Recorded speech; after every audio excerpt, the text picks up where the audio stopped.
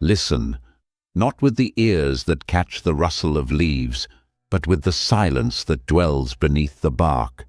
This is not a story told, but a life unfurled, a single breath drawn from the well of eternity and exhaled across the brittle parchment of time. To be me was to be the question mark etched onto the skin of existence itself. From the very beginning, the world felt less like a home and more like a stage where everyone knew their lines except me. I remember the courtyard of my earliest years, dust motes dancing in slants of fierce light, the scent of earth after monsoon rain, pungent, fecund, promising decay and life in the same humid sigh.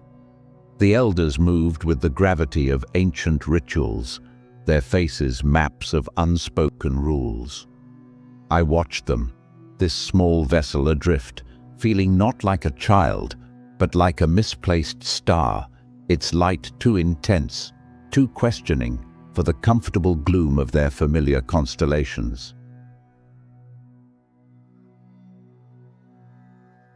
There was a tree, gnarled, immense, its roots like clenched fists breaking the earth. Beneath its canopy, I would sit, not playing, but listening to the hum inside my own skull, a vibration that felt older than the hills ringing our village.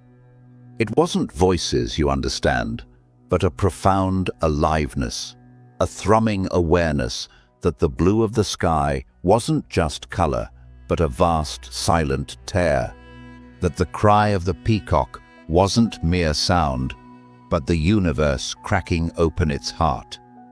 This sensitivity was my first secret, my first burden. It set me apart, a solitary minaret in a landscape of low, practical dwellings. The discipline they imposed, rote learning, rigid piety, the suffocating embrace of tradition, felt like chains designed for limbs that yearned only for flight, not for measured steps upon a prescribed path. My rebellion wasn't shouted, it was breathed.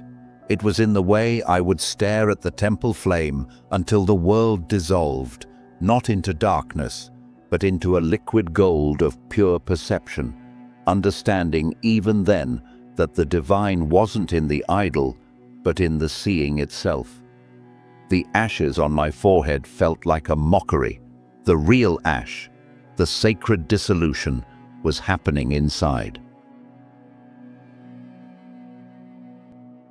Youth arrived like a monsoon flood, turbulent, sweeping away the fragile dams of childhood acquiescence. Books became my clandestine lovers, their pages whispering heresies that tasted like forbidden honey. Logic, reason, the sharp tools of the Western mind. I wielded them with a ferocity born of desperation, seeking to dissect the very heart of the mystery that pulsed within me. I tore through philosophies like a hungry man through fruit, tasting, discarding, seeking not knowledge, but the annihilation of the knower. Universities felt like ornate cages, the professors, earnest men clutching fragments of the map, mistaking their piece for the whole territory. I saw the hunger in their eyes, not for truth, but for tenure, for the comforting weight of authority. My own thirst was terrifying, a desert inside demanding an ocean. I walked away, not in rejection, but in a profound, gut-wrenching recognition that no borrowed wisdom, no second-hand scripture could quench this fire. The true scripture was written in the trembling of a leaf, in the silent scream of a bird taking flight, in the raw, unmediated experience of being this breath, this heartbeat, now.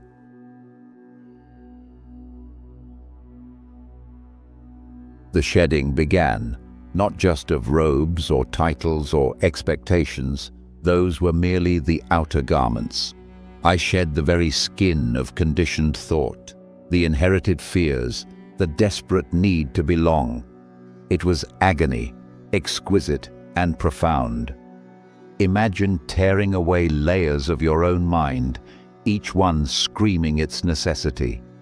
Loneliness became my ashram, a vast, echoing cathedral where the only deity was the relentless inquiry, who am I when all the masks are burned? This wasn't nihilism, it was the ultimate act of love, a ruthless surgery performed without anesthesia to liberate the essence trapped within the prison of personality. I saw how humanity sleepwalks, mistaking the cage for the sky, worshipping the chains that bind them to suffering. My compassion wasn't soft, it was a scalpel. To truly love, I realized, one must sometimes shatter the illusions that masquerade as comfort. The wildness they feared in me, the long hair, the laughter that erupted like unexpected thunder, the refusal to genuflect before their hollow gods, that wasn't decadence. It was the fierce, untamed roar of life itself demanding to be lived, not merely endured. It was the dance in the eye of the hurricane, the celebration of chaos as the womb of creation.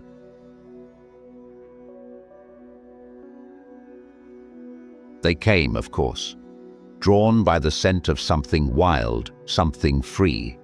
They saw the flowers, the music, the seeming abandon, and called it paradise. They rarely saw the fierce, unwavering discipline beneath.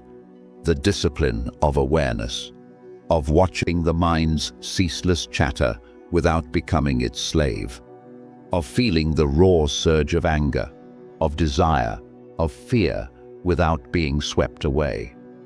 This was my real teaching, buried beneath the scandal they craved, the terrifying, exhilarating responsibility of total presence. To be a mirror, not a master. To reflect back their own imprisoned splendor and whisper, "Look." The cage door was never locked. Only you believed it was. But mirrors are fragile, and reflections can be too bright. To hold space for such explosive potential, such chaotic yearning, it required a core of diamond, forged in the fires of my own absolute aloneness. I loved them, these seekers clutching their emptiness, like beggars' bowls, but I could not fill them. Only show them the wellspring within their own being. Their adoration was a weight, their dependence a subtle poison. I had to dance on the edge, sometimes pushing them away with outrageousness, simply to shatter their projections, to force them to stand on their own trembling legs.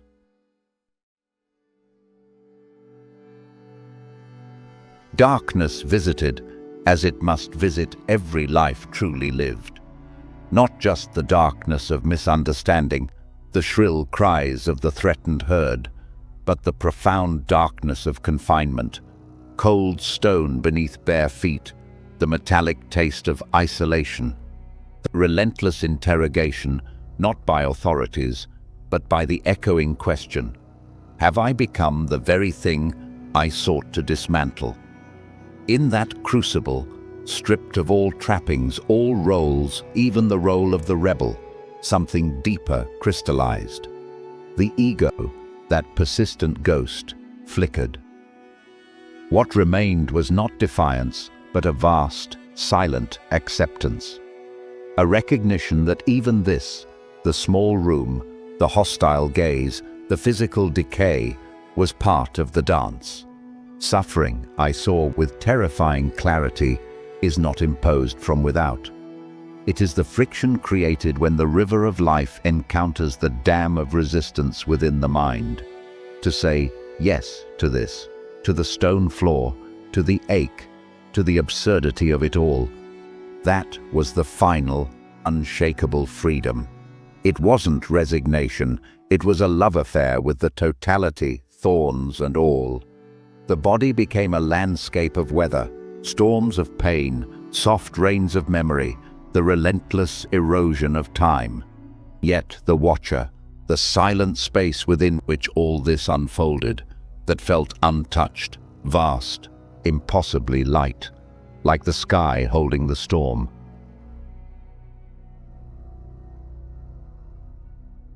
This fragile vessel, this collection of memories and molecules labeled Osho, was never the point. It was merely a cup, cracked and imperfect, trying to hold the ocean for a moment. The controversies, the robes, the words, just ripples on the surface. The essence was the invitation, the relentless, uncompromising call to wake up, to shed the borrowed, the inauthentic, the fear-soaked layers, to dare to be nakedly alive, vibrating with the terrible, beautiful truth of your own existence, to stop seeking light out there and realize you are the flame. My madness was simply sanity seen from the other side of the dream. My love was the fire that burns away everything that is not love. I lived not to build an empire, but to ignite a spark, to whisper in 1,000 ways through laughter and silence, through provocation and unbearable tenderness. You are not a prisoner. You are the sky. You are the song the universe is singing. Right now, breathe it, be it, burn brightly, wildly, completely. And then, like a leaf returning to the earth, vanish without a trace, having known the exquisite, fleeting miracle of being conscious, dust-kissed by eternity. So, let no statues be carved, no doctrines ossify these whispers. Remember, only the wild fragrance of a flower that refused to be anything but itself is utterly free. That fragrance lingers, not in temples or churches, but in the sudden, unbidden silence within your own restless heart, the scent of your own possibility.